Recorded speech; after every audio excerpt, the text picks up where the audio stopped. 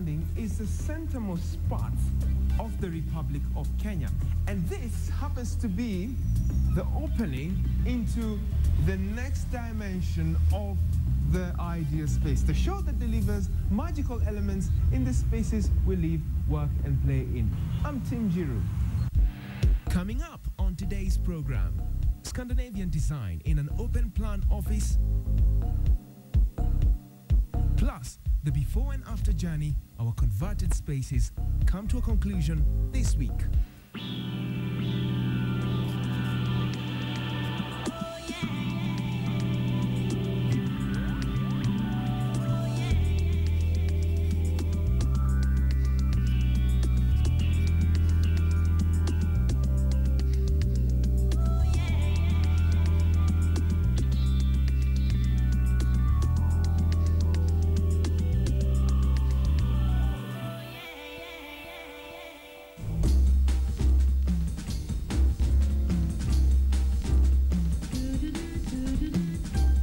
Of the show with a bit of history through a monumental piece of architecture that was once an administrative center for Kenyans from far and wide.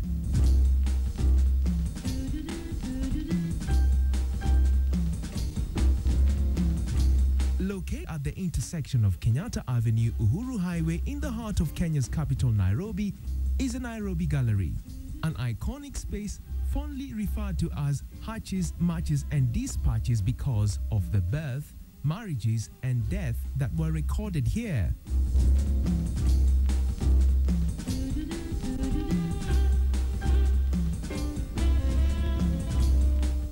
Built in 1913, depicting the Victorian form of architecture, the old PC's office was designed by a white architect, Rand Overy, who also designed Macmillan Library House on Wabera Street. The doors are carved arched French doors, and the doors are thick. And let me tell you one thing, they've never been changed ever since the building was built. The other thing that makes this building iconic is also that it has been used for so many functions. First of all, it was used by the colonial government. When we got independence, the PC used to operate from this building. That's why it's called Old PC's Office. Right.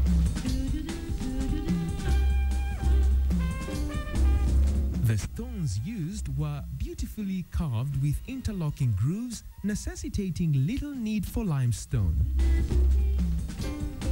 In 1993, because of historic importance of this building, it was gazetted as a national monument.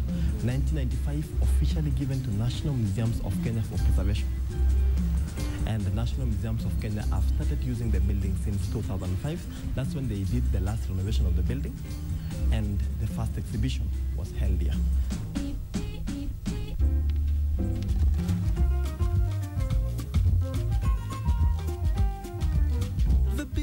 Has its exterior decorated by columns, niches and pediments and friezes, while the interior is divided into two wings with a central point, also called the 0 point, touted as the center of the universe.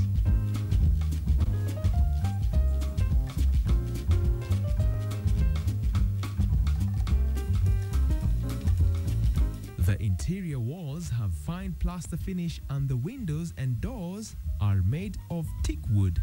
The ceilings have exposed patterns.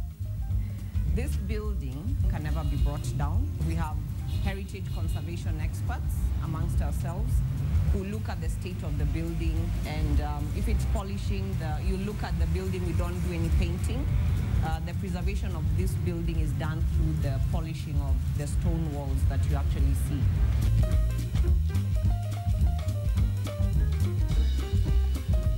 It is recently that this place celebrated its 100 years anniversary.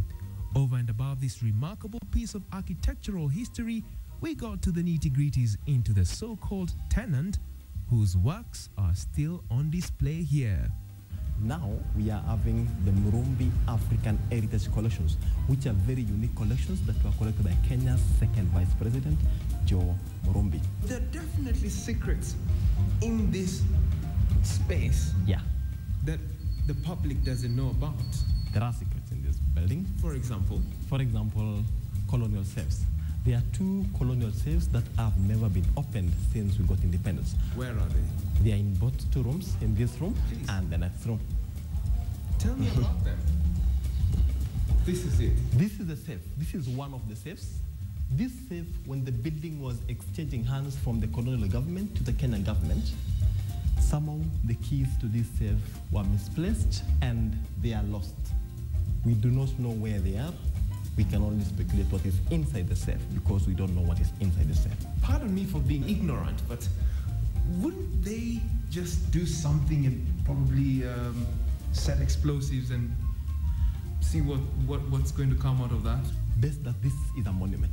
We are not allowed to do anything to this building unless we want to go to jail because it is protected by law.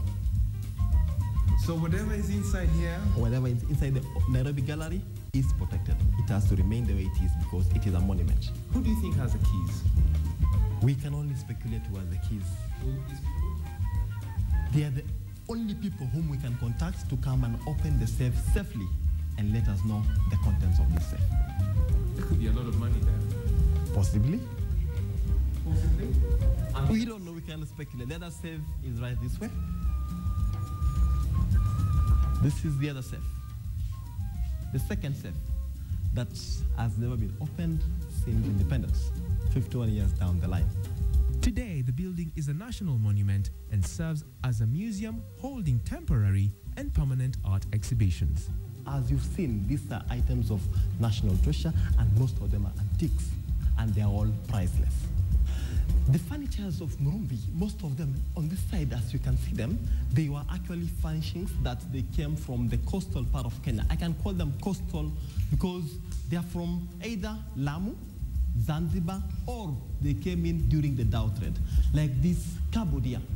This cupboard is nicely carved out of wood and intricately designed. Beautiful cupboard that he had. These are just a few designs that Murumbi had. And in this cupboard, it has got a beautiful design. You see inside here, I don't think there is any carpenter who has made cupboard this good. It even has its own. It has its own secret Chests. chests inside.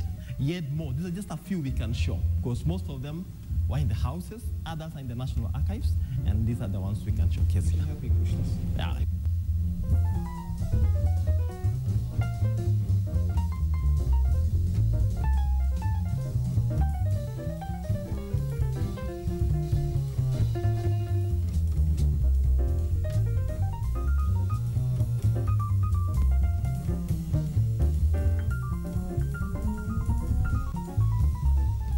As an iconic building, there's no other building that represents Kenya's rich history within the CBD in Nairobi, like the Nairobi Gallery.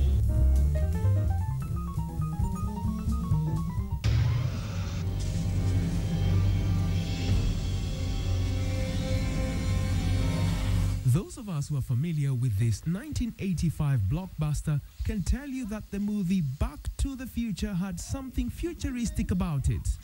Welcome to my latest experiment. This is a big one, the one I've been waiting for all my life.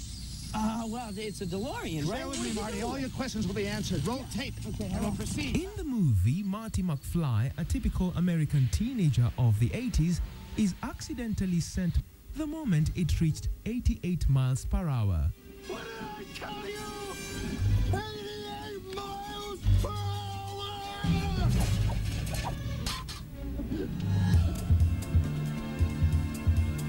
3.5 decades later, that remarkable speed of 88 miles per hour inspired Nikolai to create an office space that will change the lives of many mobile tech developers in Nairobi who do not have an ideal space to work from. 88? Why 88 miles per hour? It resonates well with tech investors. Lots of geeks in the valley with little kids sitting coding with the movie going in the background and could relate to this awkward teenager who's kind of lost in technology. And two, it's quite nice symbolic that when you hit 88 miles per hour, you'll see some serious stuff. The first thing you notice from the moment you enter 88 miles per hour offices is a generous amount of natural light penetrating from all corners. We dug straight into the design, and there was a lot of cost consideration in mind coming from this Danish designer.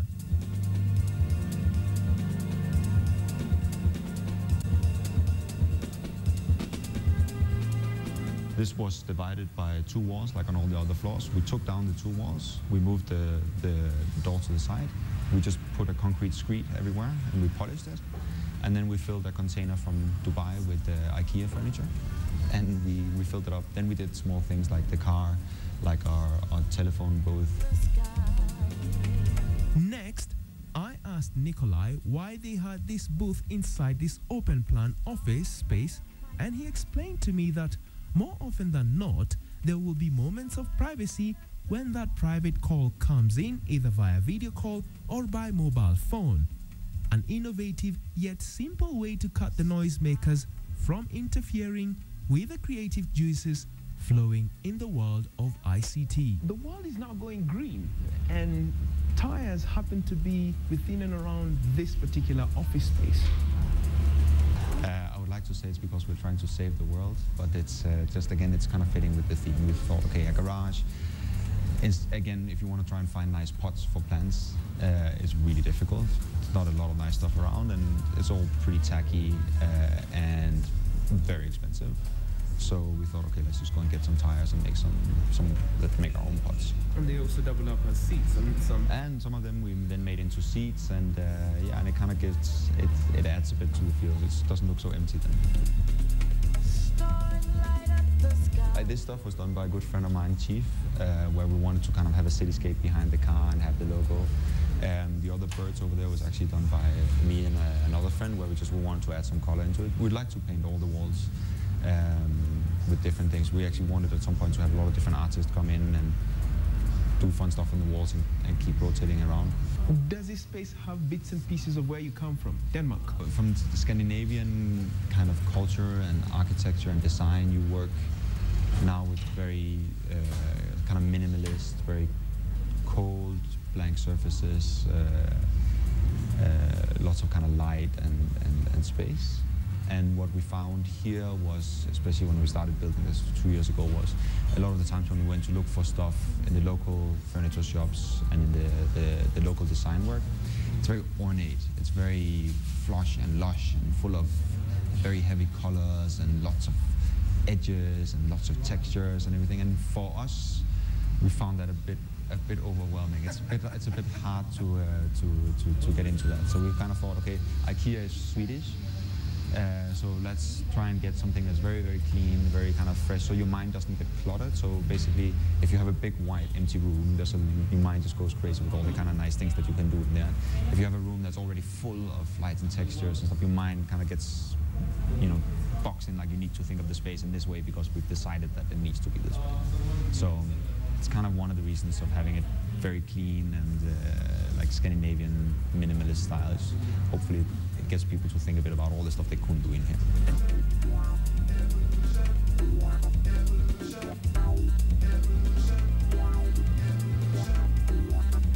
Where do you see 88 in the next 1 year? Short term, long term? In a couple of years, we'll hopefully have invested in about 100 different internet startups across the continent, be operating in 3 different locations, and have helped a lot of entrepreneurs build very cool businesses, and a lot of investors make a lot of money.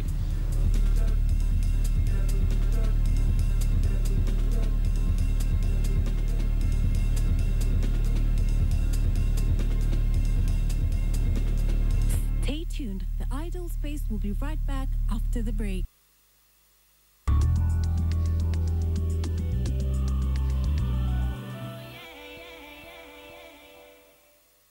Welcome back to part 2. You are watching the Ideal Space TV show. Now, we live up to our promise of delivering to you this. A long time ago, this window wasn't even here, as Frank explains. This was actually a forgotten room in the house.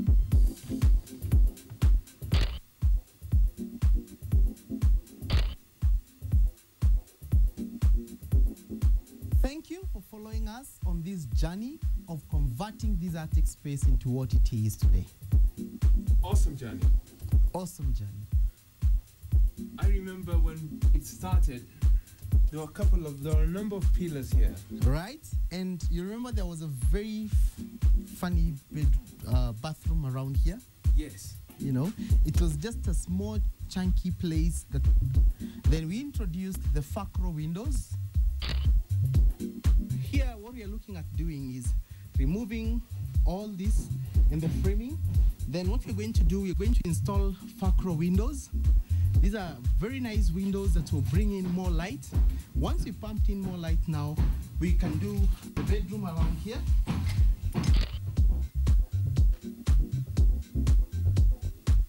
An attic basically is the loft or the ceiling space as we call it. And what we are doing here now, we want to show Kenyans that you don't have to waste all this space in the attic, convert it into a livable space.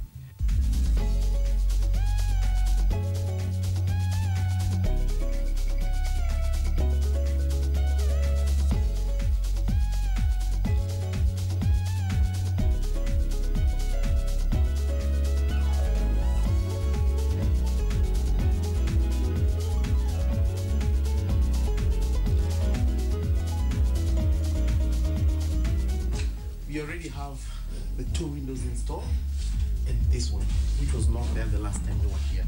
So all this now is ready. What part of the attic will this be? This will be the bathroom. This is the bathroom. To be a grand bathroom, and it's well lit, as you can see with the windows now. We've also changed this window, the frame. What was there was like that, which is not really professional. So we've done this also. But this will level up also to be able to open also, as you can see. So yeah, we didn't want to change the design of the existing roof. After we did the windows, we had to do a lot of insulation so that we're in control of the temperatures in here. Then once you've done this insulation now, the next step after here, we want to put in now the gypsum boards.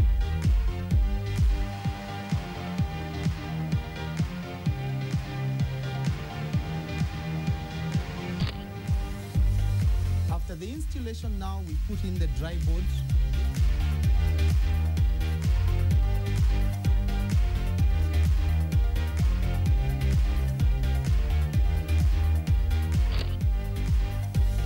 We've created this partition here so that the bed has an headboard with a very nice light picture and all that. Then once all this was done, you remember here we had a very small opening. Now we can do the bedroom around here. One of the reasons why we are deciding to make this the bedroom side, it's because it has a great view. You can have a look at the view from the window to the lake. That was a little window that it's now become... Yeah, so now we removed, and you remember me explaining that you're going to do a nice rectangular door. Right. And he introduced now the balcony, where you can stand and have a view of the outside. Right. And this is openable, and you can see it's moving with its rail of the curtains in case you don't want a lot of light in here. Wait a second. So you've actually put a rail, Yeah, a curtain rail. so it moves with it, because when you open it, you don't want any curtain to remain there. You remember what was there was triangular, Yes. very shady. So now here, you can be able now to open it up and enjoy the fresh air coming in. So Then- one thing I'm getting, just to cut you short, is Yeah. one can actually put a curtain rail on their To balcony move door. with the door, yeah. Ah. Then there's something very interesting here that I want you to see, because at times someone is worried. If I put the roof window and maybe the light is too much or the heat, Yes. what can I do with it? Right. So as you can see here, we've installed brides on top that you can be able now to open and close. See that? Yeah. So you can be able to open it up and close it. And in case the bed is near the window Right. and you want to shut it down completely, Yes. we also have a blind that can do that. So that's another addition that comes. This is another addition that comes with the window, The roof window. with the roof window, Facro roof window. So you can be able to shut down completely, you know, and enjoy your privacy. Now, when it rains, Uh-huh. am I going to get any rainwater No, no, that no, comes no, with no. it? Look at this, Tim. When you open this window that way, already the way the angle has been done, the water that comes on top, Yes. it just drips down and it will rain from here. So you won't get any rain coming in, which is another advantage to the Facro roof windows. What about cleaning? Cleaning is very easy. Supposed to clean the, I mean, you know, birds fly and they just do their thing. Now, what happens in that case? Yes. Look at this window. Can you see how it's opening up? Yes. So in case of that now, what I need to do, there's a small button here, okay, that you just switch off. You flip it, close the window, open it up, it opens from the middle. So it becomes, you see that? Right. And that way now, I can be able to return this in case I'm not in need of it.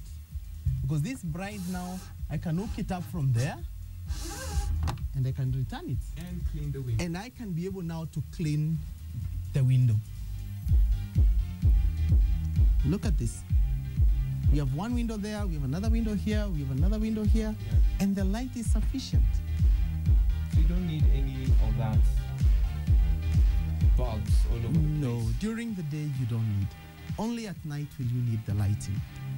There's so many big roofs in this city of Nairobi and outside the city. And that's what I'm talking about, Tim. We want people to change, you know, just thinking outside the box. Right.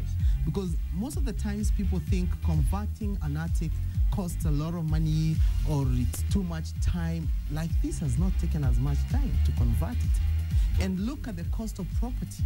Look at the cost of land. This is extra space that you already own.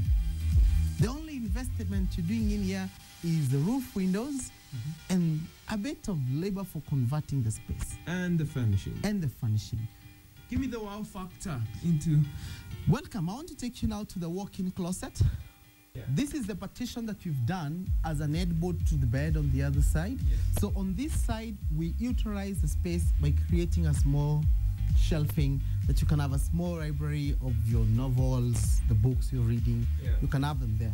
Because like this space, the way we've designed it is for a daughter and she's in school and all that. So you have a bit of books here that she can be able to use. So this can be turned into a little study area? Yes, this can be turned into a small study area for the girl. And apart from this now, we have this space here.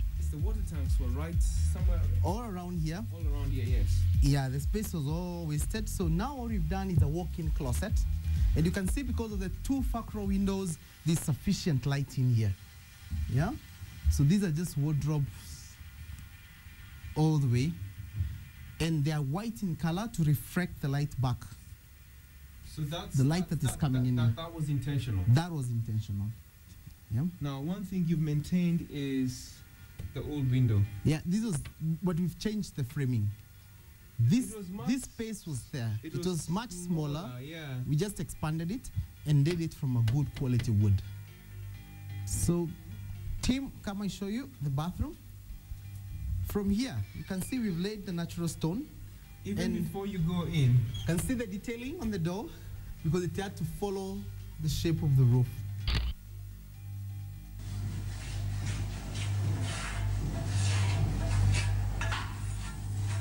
What we're doing here now, we're trying to wind up with the cladding. And as you can see, what our fundis are doing is trying to lay in the natural stones and finish it well, because most of it is zero joint without grouting. So that's what we're working on today. But the progress so far, you can see the ceilings are all done, the windows are in place, the Facro windows are in place. You can see we've already started with the floor here, and This is sandblasted natural stone. So from here now, even here we've already done the floor, as you can see. You can preview inside. Floor is ready. Only that we are covering it. We move out now, finishing in the floors as we go outside. And so what's going to be over here? Over here we have the bathtub.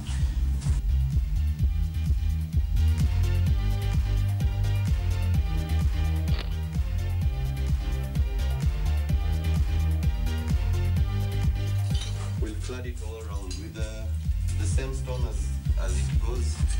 Yeah. This sandblasted, this scarlet. All the way around here. No. This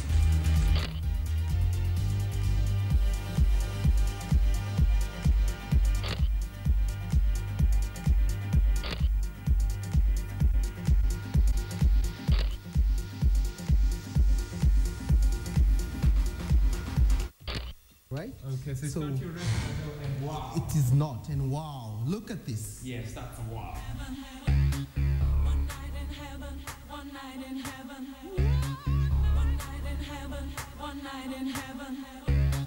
One night in heaven, one night in heaven. Can you imagine this is the same dirty attic, dark, full of bats, you know? Look how it transforms. It is.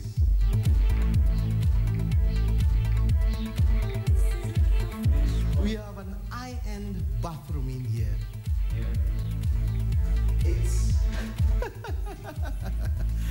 yeah, with a bathtub, toilet. This is a sink carved out of a natural stone. Works fine with me. Excellent, you know. And then Then we have the smooth stone. This is a polished stone. It's also a natural stone, yes. right? Then we've done the same here. We've combined the rough stone with the polished stone. And when you look at the ceiling, see we've done the beams. All right? And the That's a base, molding. yeah, these you get from classic moldings. Yes. They are called normal beams. They give you that feel and look of a huge beam, yet it's made out of polyurethane. So basically what we're saying, Uh-huh. you can use natural stone to bring out so many elements within and around the water closet area. Yes, you can. Yes, you can. And with this stone, because it's when you step on it, it's sandblasted stone. Very right. So it's not slippery. So you can even use it all around the swimming pools. It's really ideal for that. Good. It's a sandblasted stone. Good. And here, look at what we've done here, Tim. Here we've done a very interesting shower cubicle, still with natural stone. All this is natural stone, all through, even up here. On top of the gypsum, that's the dry board. You can see it as the shower and all that. I am super impressed. It's an ideal space. It is. It totally is an ideal space that has been converted from zero to So here. what I would say is, if you're at home and you have an attic that you don't know what to do with it, you've never thought of utilizing it, I think by now you have an idea. Well, every good thing must come to an end, which means we've come to the end of this week's edition of The Ideal Space. My name's been Tim Njiru. If you have any suggestions, thoughts, ideas you might want to share with us on the show, feel free to write to us. The email address to use or the links to use are on your screen. The question we like to ask you every single week is, how ideal is that space in that property you're in? Bye.